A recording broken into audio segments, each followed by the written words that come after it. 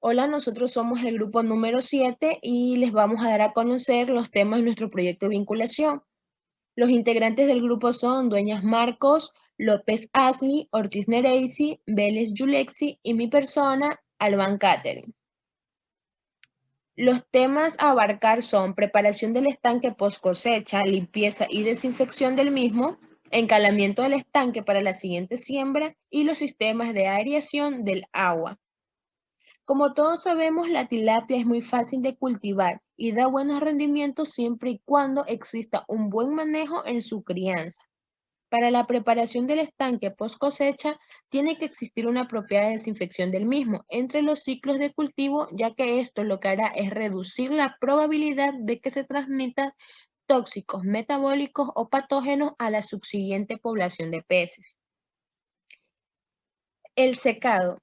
Después de cada cosecha debe permitirse que el fondo del estanque se seque y se resquebraje, como lo vemos en esta imagen. Así tiene que quedar el suelo, para oxidar el material orgánico que se ha sedimentado a través de cada ciclo de cultivos de peces. Existen dos razones por las cuales se realizan el secado. La primera es la mineralización de la materia orgánica, lo cual lo que hace es liberar más nutrientes para así dar una mayor productividad para el siguiente ciclo. La segunda es eliminar cualquier tipo de huevo de pescado y potenciales depredadores. Los fondos de los estanques vacíos generalmente se dejan secar bien al sol durante 2 o más semanas. Idealmente, esta práctica lo que hace es reducir la concentración de la humedad del suelo, lo cual es suficiente para destruir la mayoría de los organismos que permanecen en el estanque después del drenaje. Aunque también se lo pueden hacer con unos químicos, como por ejemplo el ozono, el cloro y el dióxido de cloro.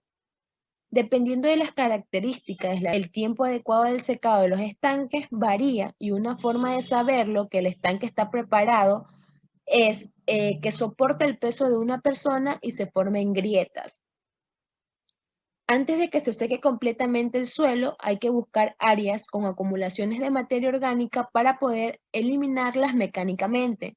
No deben quedar nada de charco en los estanques, ya que eso es refugio de peces, crustáceos y otros organismos que pueden ser predadores o portadores de varias enfermedades. Los organismos muertos deben ser colectados y desinfectados antes de desecharse. La materia orgánica seca que se encuentra en la superficie se puede eliminar con rastrillos, cadenas, dragas o cualquier otra máquina accesible, y debe de llevarse lejos de la crianza de peces. La remoción del suelo. Para la remoción del suelo, lo que se necesita es utilizar un rastrillo para remover la capa superficial hacia abajo y levantar el lodo inferior hacia arriba, para así efectuar la oxidación completa de la capa inferior del fango anaeróbico. El encalado es una medida de conservación de los estanques y tiene una acción muy variada y beneficiosa sobre el estado sanitario de los peces. Por otro lado, favorece la producción y sus factores biológicos. El encalado, efectuado con cal viva, tiene una acción antiparasitaria que actúa destruyendo todo tipo de parásitos de los peces. La dosis a emplear es de 800 kilogramos por hectárea. Para el encalado podemos utilizar, como ya lo mencioné, cal, ya sea cal viva, que es el óxido de calcio, o cal hidratada, que es el hidróxido de calcio, o carbonato de calcio. La aplicación de cal puede tener varios objetivos, y dependiendo de esto es el tipo y el momento de aplicación recomendado. Lo que hace la cal es incrementar el pH y la capacidad amortiguadora o buffer del agua, y proporciona un hábitat adecuado para los peces. Lo que hace el pH alto es eliminar huevos, larvas, quistes de varios patógenos, y crea un ambiente desfavorable para algunos virus. En los casos en que se haya utilizado el proclorito de calcio, no debe aplicarse cal. Hay que tener en cuenta que durante la preparación del estanque no se debe aplicar cal a menos que el pH de la capa superficial del fondo sea menor a 7. El uso de fertilizantes para aumentar la producción de alimento natural para los peces tenemos que los fertilizantes aportan nutrientes a través de la fotosíntesis. Los nutrientes son transformados en vegetación acuática. En la vegetación acuática tenemos el fitoplancton, la cubierta vegetal y las plantas superiores. La vegetación acuática es consumida por los animales acuáticos inferiores y los peces. Entre los animales acuáticos inferiores tenemos el zooplancton, la fauna que nada y la fauna del fondo. Los animales acuáticos inferiores son comidos por los peces, y estos peces son peces muertos que transforman la materia muerta en nutrientes.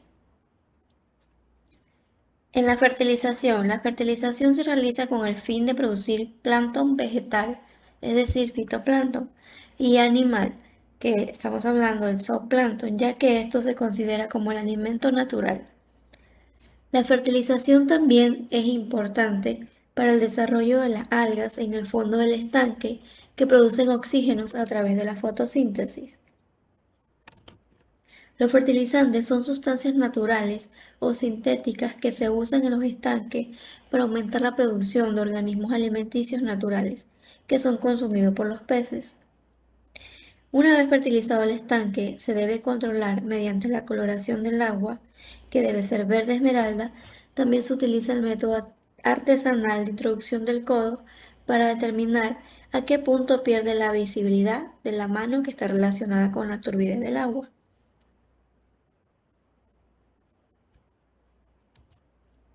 Tenemos diferentes tipos de fertilizantes. Tenemos el fertilizante mineral o inorgánico. Los fertilizantes inorgánicos pueden contener varios tipos de nutrientes, como son nutrientes primarios como el nitrógeno, el fósforo y el potasio. También tenemos los nutrientes secundarios, que es el calcio, el magnesio y el azufre. Por ejemplo, los oligoelementos presentes en cantidades muy pequeñas como el magnesio, el zinc, el cobre y el hierro. Estos contienen solo nutrientes minerales y no contienen materia orgánica, es decir, se fabrican industrialmente. Tenemos los fertilizantes orgánicos, que contienen una mezcla de materia orgánica y nutrientes minerales. Se producen localmente, por ejemplo, como desecho de los animales de la granja o de la agricultura. En muchos casos, especialmente en las granjas pequeñas, los fertilizantes orgánicos constituyen el modo más efectivo de aumentar la disponibilidad de elementos naturales en los estanques, con el fin de mejorar la nutrición. Tenemos diferentes tipos de fertilizantes orgánicos, como el abono animal, que la mayor parte proviene de los animales de la granja, los desechos de matadero, desechos agroindustriales, lechadas de biogás, fermentación de mandioca, vegetación natural, compost, que es una mezcla de diversos tipos de materia orgánica. Los aireadores. Los medios usados para producir o inyectar oxígeno disuelto en el agua se denominan aireadores. Pueden ser naturales, como los organismos con clorofila, o pueden ser máquinas creadas por el hombre y basados en principios físicos de transferencia de gases, como las turbinas de río. Tenemos la aireación natural o producción de oxígeno, disuelto de manera natural en el mundo. Se realiza principalmente por el fitoplancton, el mismo que en el mar forma agrupaciones debido al fenómeno Bloom.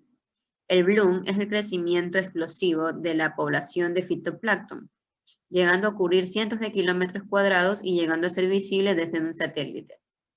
Aunque el fitoplancton solo vive unos días, estas poblaciones pueden durar muchas semanas. La aireación artificial. Esta se realiza mediante dispositivos físicos que buscan inyectar de manera forzada oxígeno en el agua. Como se ha visto, la oxigenación del agua, también llamada aireación en esta tesis, es un proceso de importancia para la vida acuática y terrestre, de manera artificial. La aireación se realiza mediante dispositivos físicos que buscan inyectar de manera forzada oxígeno en el agua. Esta actividad tiene diferentes usos, por ejemplo, en plantas de tratamiento o agua de estanques de estabilización. Todas estas actividades controlan el parámetro del oxígeno disuelto. Mecánicamente existen dos métodos para incrementar la difusión del aire sobre el agua. El agua puede ser agitada y lanzada al aire. Esto incrementa la superficie de contacto y acelera la difusión, o mediante las burbujas inyectadas al agua mediante el mismo principio permiten que el aire se difunda en el agua. Los aireadores pueden llevar el agua hasta niveles supersaturados, niveles en los cuales el oxígeno disuelto va del agua hacia el aire. En adición a los aireadores, se deben usar circuladores de agua, que permiten movilidad de zonas oxigenadas en todo el estanque. Esta acción permite incrementar la eficiencia y la transferencia de oxígeno. Existen muchos otros tipos de aireadores mecánicos, los denominados paddle well aerators, los aireadores de turbinas verticales y los difusores de burbuja.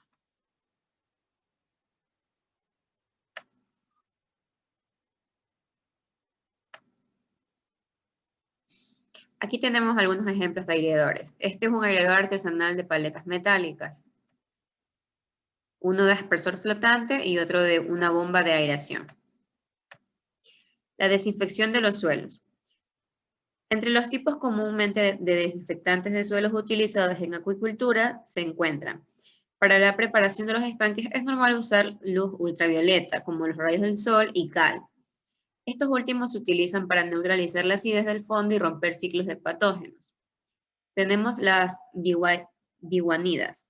De las numerosas biguanidas disponibles, la clorhexidina es la más utilizada. Sin embargo, no son eficaces en aguas duras o alcalinas y son menos eficaces contra muchos agentes patógenos si se comparan con otros grupos de desinfectantes. Estos compuestos son comparativamente menos corrosivos y relativamente seguros, por lo que suelen utilizarse habitualmente para la desinfección de las superficies. Compuestos de amonio cuaternario. La eficacia biocida de los compuestos de amonio cuaternario es variable y selectiva. Son eficaces contra algunas bacterias vegetales y algunos hongos, pero no contra todos los virus. Los compuestos de amonio cuaternario son particularmente activos frente a las bacterias gram positivas. Su acción contra la bacteria gram negativa es lenta y en algunas cepas muestra cierta resistencia. Estos compuestos no son eficaces contra las esporas. Presentan la ventaja de que no son corrosivos y tienen propiedades humidificantes, lo que aumenta el contacto con las superficies. Tratamiento térmico. La susceptibilidad de los agentes patógenos frente al tratamiento térmico varía de forma significativa. En la mayoría de las condiciones, el calor húmedo es más eficaz que el calor seco. La desecación. La desecación puede resultar un desinfectante eficaz para los agentes patógenos susceptibles y utilizarse cuando los otros métodos de desinfección no pueden realizarse con un método complementario de otros métodos de desinfección. La desecación se puede considerar como un método de desinfección si se logra el secado completo. En lo que respecta en el control de mallas en las compuertas de entrada y salida de los estanques, se la hace para prevenir el acceso de peces salvajes a los estanques, ya que las entradas de agua deben poseer filtros de mallas de pequeña abertura. Esta se la hace con una inspección diaria y una limpieza rutinaria de estos filtros, lo que previenen su obstrucción. También antes de llenarse nuevamente un estanque, se la debe de ser sembrado con alevines. Todos estos estanques cosechados se debe desocuparse completamente y se debe dejar secar al sol hasta que aparezcan rajaduras en el barro. También el tamaño de las partículas retenidas por el filtro dependerá de la abertura de mallas. Esta sea de tela utilizada, también debe tenerse en cuenta que cuanto menor el tamaño de la malla, menor será el caudal filtrado, lo que puede ser compensado con una mayor área de elementos filtrantes.